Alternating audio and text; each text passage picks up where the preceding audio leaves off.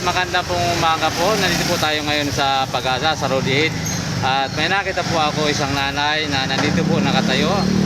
Nagtitinda po ng mga ukay-ukay na damit kahit paano po para daw siya may kikitain. Ngayon po, ewan ko po, gusto ko pong lapitan at tanungin kung kumustahin po si nanay. Nanay, kumusta naman po yung pagtitinda ng ukay-ukay?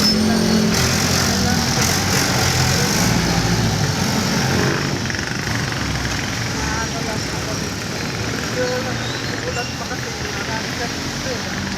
Ako lang ang umaga. Para makakilita lang makakain lang. Ayan po mga ka-idol. Taga rito kayo po na sa Pag-asa? Road 1. Oo, sa Road 1. Road 1. Opo. Ngayon ho, ganun po talaga ang buhay. Kaya po ako, magyan po yung loob ko na si Nanay lapitan na tanungin. Ako po yung papunta na po dun sa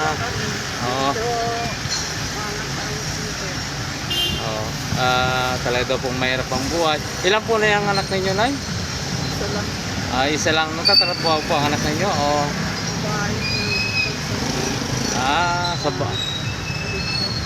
Sa bahay lang po. Si Nanay, wala na po si Nanay asawa. Wala na. May bahay kayo dito, Nay, o nangupahan po kayo? Ayun po, nangupahan. Si Nanay po, nakatulong po, nakatira po siya sa kanyang kapatid, sa bahay. Wala po silang bahay. Nagpatay na po kanyang asawa. Ito silang po ang kanyang anak. Ito po mga ka-idol, dapat natin kahit paano, sa hirap po talaga ng buhay, ganyan, kahit paano po kumakapit si Nanay sa ito po, tingnan niya po, ilang piraso lang mga ka-idol, ilang po lang yan, nakita po yan. Ayan, ako po napadaan lang dahil mayroon pupunta po ako sa trabaho ko rin sa bus ko, dahil po ako isang driver. Nakita ko po si Nanay, ewan ko lang po bakit magyan yung loob ko. Binalikan ko po siya ulit at gusto kong tanungin, dahil po tanghali na, ang oras po natin ay mga alas 11 na po media. Nakatayo lang po si Nanay, wala pong upuan. Ayan ka-idol, nakita niyo po, wala po talaga upuan. Dahil po umuulan, naulanan po, tumataga po naman si Nanay kahit po magkano raw makabenta. Buy one take one po yung kuha niya mga ka-idol. Tingnan niyo po ito, chinilas tingnan niyo po buy one take one, halaga pong 50. Kaya po yun, isipan ko po siyang lapitan para lang po tanungin.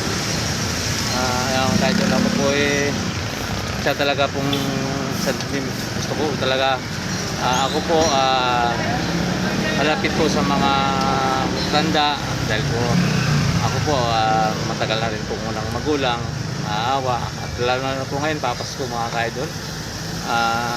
Kaya po tuwing wala daw po talaga si Nanay na wala po talaga daw si Nanay mapagkakitaan, kundi ito tsaga-tsaga lang.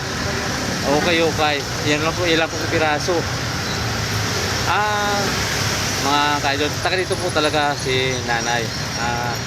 Kaya po mga ka-idol, yung makapanood po naman ito sa aking video, napadaan po, pwede po pindot ang bell button at saka po pag-share at saka po pag-comment naman po kung saan po nakakarating si video, pero alam po ito, malaki pong tulong sa akin kung si Nana at si Nana. Sige. Vlog ka ha? Vlog mo nga rin ako. Ayan mga ayan Sabar na ka dyan? ayun ba? Hindi pa nahuli ako ng LTO pogi yung kaibigan ko vlogger ayan ayan po. Wala kami trabaho ngayon Alam mo yung nahuli tayong dalawa, yun na yun. Kapalat ko namang araw na yun, dilat na nga ako, nahuli pa ako. Hindi naalala mo ba yun? Ayan mga ka-idol. Shoutout po sa mga kaibigan ko dyan, kapwa driver. Ayun po talaga ang hirap nahuli po siya, pati po yung kanyang lisensya po ay hindi pa natutubos at ayan, hindi pa po nakapagmaniho. Ito kahit po paano, ayun,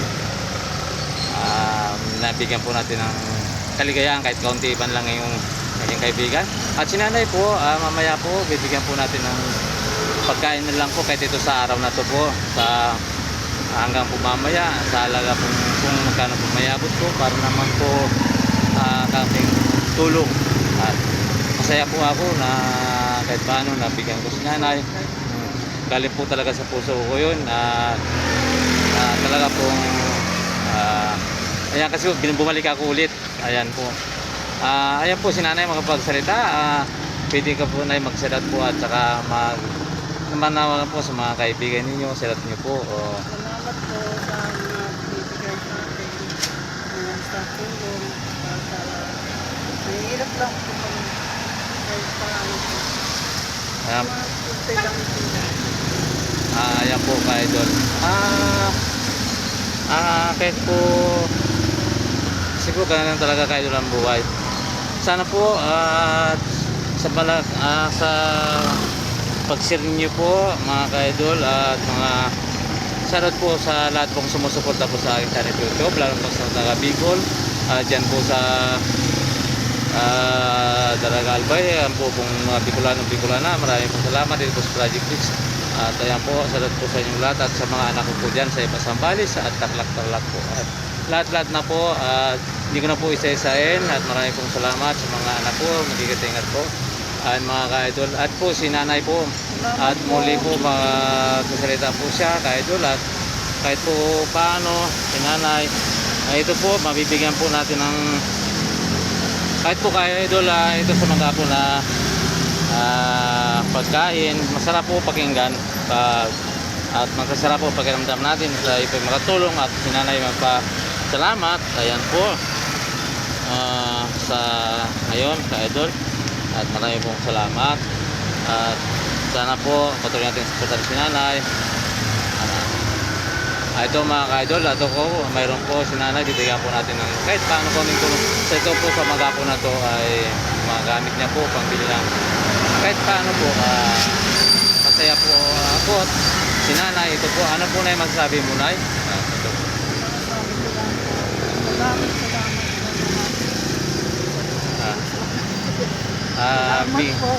Ayan po, ayan mga ka-idol, magpapasalamat po si nanay. Hanggang dito lang ka-idol ang aking video. Bukas po ulit at God bless po sa inyong lahat. Lagi pong mag-ingat at sa mga bumabiyahe po dyan at tatrabaho at kung saan po papunta, mag-ingat po lagi at lagi pong sana kabait ang mga Panginoon. At bye-bye po, maraming pong salamat. Bye-bye, God bless po all. Bye-bye.